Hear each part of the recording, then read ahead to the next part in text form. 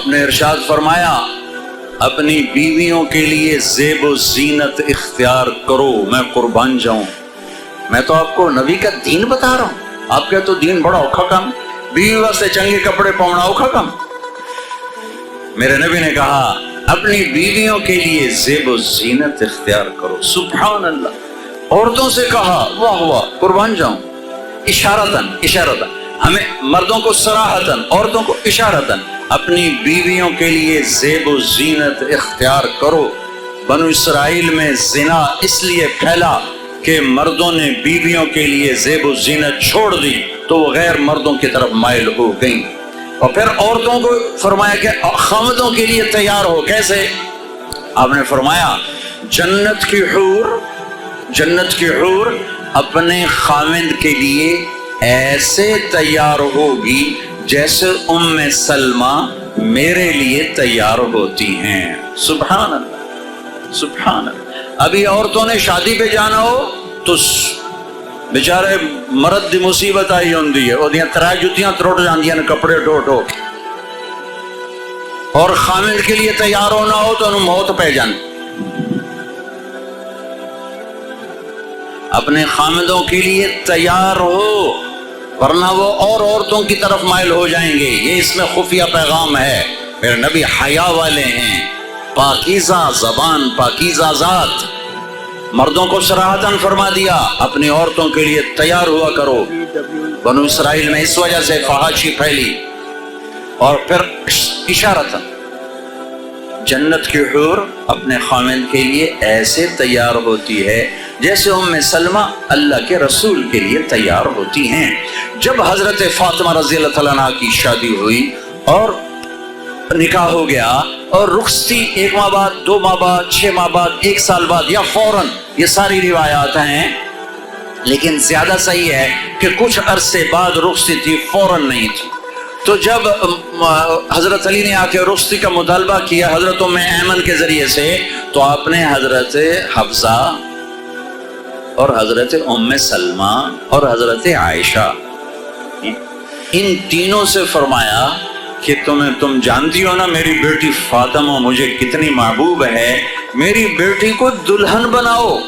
اللہ اکبر، میری بیٹی کو تیار کرو۔ یہ میں دین بیان کر رہا ہوں، بے پردگی نہیں، بے حیائی نہیں، زیب و زینت میرے دین کا حصہ ہے،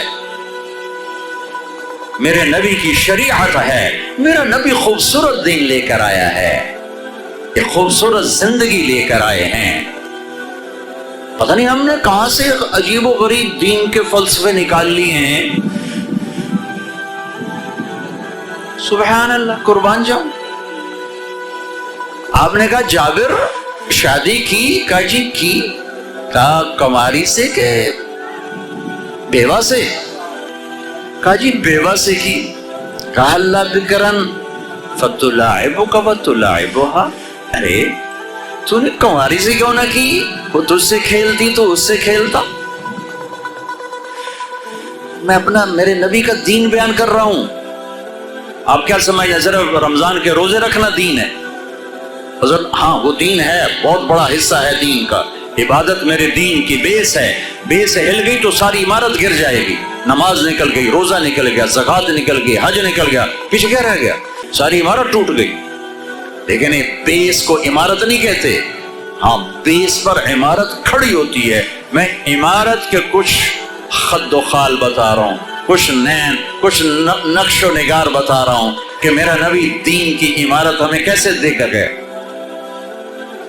کبھی آپ نے میلا کپڑا نہیں پہنا، پرانا کپڑا پہنا، پیبند لگا کپڑا پہنا، میلا کپڑا زندگی بھر نہیں پہنا، زندگی بھر۔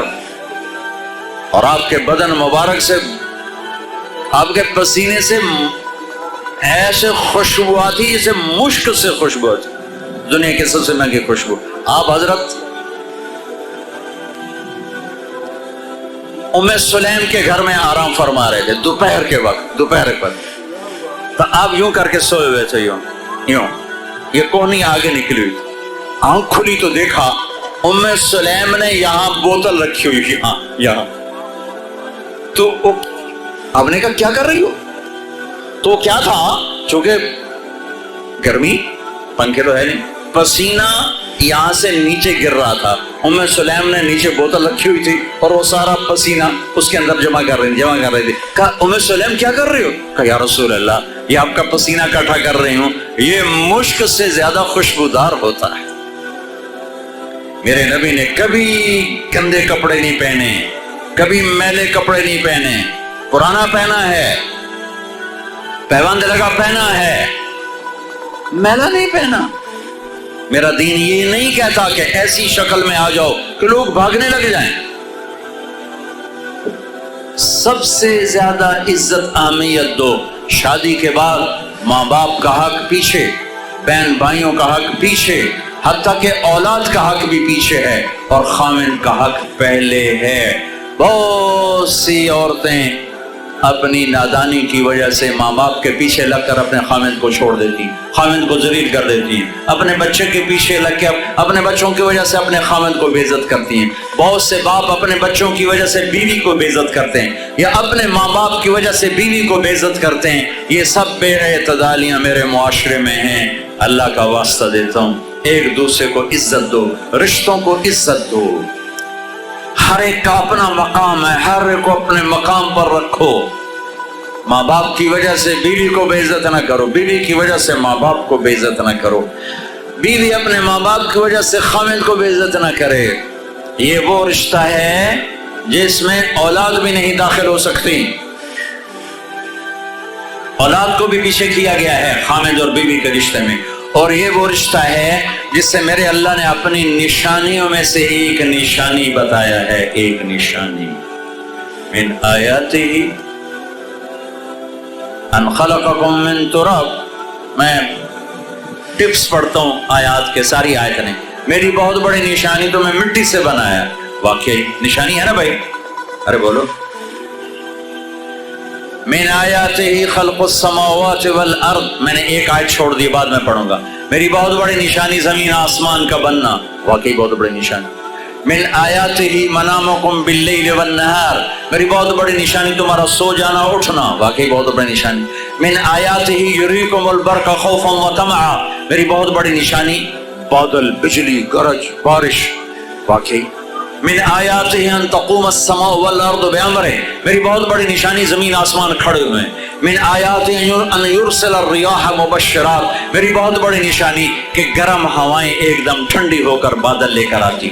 اب میں وہ آیت پڑھتا ہوں جو میں نے چھوڑ دی تھی، اور جو شاید آپ نے اس اینگل سے کبھی سوچا نہ ہو کہ اللہ کس چیز کو اپنی نشانی کہہ رہا ہے اور کتنی بڑی بڑی نشانیوں میں اس کو لا رہا ہے. میری بہت بڑی نشانی مٹی سے بنایا، میری بہت بڑی نشانی زمین آسمان بنایا، میری بہت بڑی نشانی جاگنے سونے کا سلسلہ بنایا، میری بہت بڑی نشانی بارش، بجلی، گرج، چمک، میری بہت بڑی نشانی زمین آسمان کا تھمے رہنا، میری بہت بڑی نشانی ہواؤں کا بادل لانا. اب سنو، من آیاتہ ان خلق لکم من انفسکم ازواجا لتسکنوا الیہا وجعل بینکم مودۃ ورحمۃ ان فی ذلک لآیات لقوم یتفکرون. اللہ اکبر. صرف یہاں یتفکرون کا لفظ اللہ لے کر آئیں کہ غور کرو گے تو پتہ چلے گا نشانی کیا. میرا اللہ کہہ رہا ہے کہ میری بہت بڑی نشانی ہے کہ میں نے خامد اور بیوی کا رشتہ بنایا. کبھی یہ اس طرف دھیان گیا ہے کہ یہ جو ہم خامد بیوی بیٹھے ہیں یہ اللہ کی بہت بڑی نشانی؟ کبھی خیال ہے؟ اللہ اکبر. اللہ نے ماں باپ کا رشتہ بنایا، اسے نشانی نہیں کہا. اللہ تعالیٰ نے اولاد کا رشتہ بنایا، اسے نشانی نہیں کہا. اللہ نے دادے پوتے بھی جتلائے، اسے نشانی نہیں کہا. اللہ نے پھوپھی خالہ بھی بتائیں، دادیاں نانیاں بھی بتائیں، اسے اللہ تعالیٰ نے نشانی نہیں فرمایا. نشانی کسے فرمایا؟ خامد اور بیوی، یہ میں نے رشتہ بنایا، یہ میری کتنی بڑی نشانی ہے. اس ایک رشتے کو باقی رکھنے کے لیے سینکڑوں آیات ہیں، سینکڑوں آیات. اور طلاق سے نفرت کا اظہار. میرے نبی نے کہا علی طلاق سے بچنا. جب طلاق دی جاتی اللہ کا عرش کانپ اٹھتا ہے. ناجائز طلاق، بے جا، ضرورت کی وجہ سے طلاق لی بھی جا سکتی ہے، دی بھی جا سکتی. یہ میں ایک اضافہ کروں گا. بہت سی بچیاں نہیں گزارا ہو رہا، خامن بدتمیز ہے یا سسرال ظالم ہے، وہ کہتی ماں سے میرا گزارا نہیں ہو رہا، میری جان چھڑا دو۔ نہیں بیٹی، گزارا کرنا ہوگا، صبر کرنا ہوگا، گزارا کرنا ہوگا، یہیں رہنا ہوگا۔ یہ ماں باپ کا ظلم ہے، یہ ماں باپ کا اپنی اولاد پر ظلم ہے۔ ہمارا تو زمیندارہ ماحول ہے پنجاب کا۔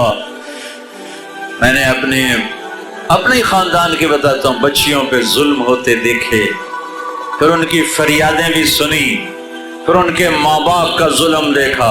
اتنا ہی رہنا ہے، اتنا ہی گزارا کرنا ہے، بس اسا ایک باری تیرا کر دیتا ہے، ہن اسا کوئی نہیں کرنا، پیچھا مڑ کے نہ پئی آویں، جی میں کرنا ہی کر، ساڈا کوئی ذمہ نہیں۔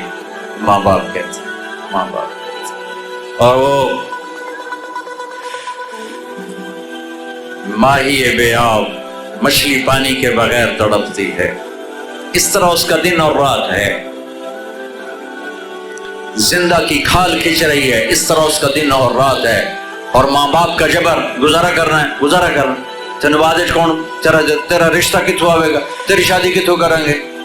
ابھی تو اس کو ذبح ہونے سے بچا لو، کل تو اللہ نے ہمیں اس کا مکلف ہی نہیں کیا کہ کل کیا ہوگا، کل کو آنے تو دو، پتہ نہیں کل کا دن ہے بھی نہیں کہ ہمارے مقدر میں یا نہیں۔ ہم کل کے لیے اپنی بچیوں کو ذبح کر دیتے۔ میں نے ان کو تڑپتے دیکھا۔ میں صرف اپنی فیملی کی بات اوروں کی فیملیوں کی بات بتا، جہاں جہاں تعلقات، کہیں رشتہ قریب کا ہے، لڑکی بدتمیز ہے، بچہ شریف ہے، وہ کہتا ہے ابا جی میں طلاق دینا چاہتا ہوں، میرا اس سے گزارا نہیں ہے، زبان شدید ہے۔ آئے میرے بھائیو، گھروں کی آبادی اللہ کی قسم، مالدار ہو یا غریب ہو، صرف اچھے اخلاق سے ہوتی ہے، اور گھروں کی بربادی مالدار ہو یا غریب ہو برے اخلاق سے ہوتی ہے، برے اخلاق سے۔ دو واقعے اوپر نیچے ہوئے۔ ایک خاتون ملی، مجھے تعارف کرایا گا کہ ایک خاتون آ رہی ہیں، ان کے خاوند کھربوں پتی ہیں، کھربوں پتی، ٹھیک ہے جی آؤ۔ اس خاتون نے آتے ہی رونا شروع کر دیا، مولانا لوگ مجھے خوش قسمت سمجھتے ہیں کہ میں بہت بڑے مالدار کی بیگم ہوں، میرا دل زخمی ہے، میرے خاوند کا سلوک اچھا نہیں، میں دولت کو آگ لگاؤں، یہ ہیرے کے سیٹ کو میں کیا کروں جب اس کا سلوک ہی میرے ساتھ اچھا نہیں۔ چند دن کے بعد ایک نوجوان ملا، مولانا میں اپنی زندگی سے تنگ ہوں، میری بیوی انتہائی بدتمیز ہے، انتہائی زبان دراز ہے، میں اپنی زندگی سے تنگ آ چکا ہوں، 3 بچے ہو چکے ہیں، طلاق دے نہیں سکتا، میں کیا کروں؟ یہ روزمرہ کے واقعات ہیں۔ تو ضرورت کے لیے طلاق دی جا سکتی ہے، لی جا سکتی ہے، نہ عیب ہے، نہ تانا ہے، نہ ذلت ہے، نہ کوئی داغ ہے۔ لیکن ابھی فیصلہ آباد سے ایک بچی ملی، اس کی بچی گود میں، طلاق کیوں ہو گئی؟ سسرال نے کہا بچی کیوں پیدا ہوئی ہے، گھر واپس جا، طلاق دے دی۔ بچی پیدا ہونے پہ طلاق دے دی۔ پچھلے ہفتے ملا ہوں، پچھلے ہفتے، کیا قصور ہے کہ بچی پیدا ہوئی طلاق دے دی؟ اور یہ 3 دن پہلے اسلام آباد میں خاتون ملی کہ سسرال نے گھر سے نکال دیا، کیوں؟ 3 بچیاں گھر سے نکال دی، 3 بچیاں پیدا ہونے پر گھر سے نکال دیا۔ یہ بھی اسی دیس کی کہانی ہے، یہ بھی اسی دیس کی دکھ بھری داستان ہے۔ ظلم صرف وہ نہیں جو بھتہ کی پرچیاں آ رہی ہیں اور جو دہشت گردی ہو رہی ہے، یہ جیسے وہ بہت بڑا ظلم ہے، ایسے یہ بھی بہت بڑا ظلم ہے کہ کہیں بچیاں ذبح ہو رہی ہیں، کہیں بچے ذبح ہو رہے ہیں۔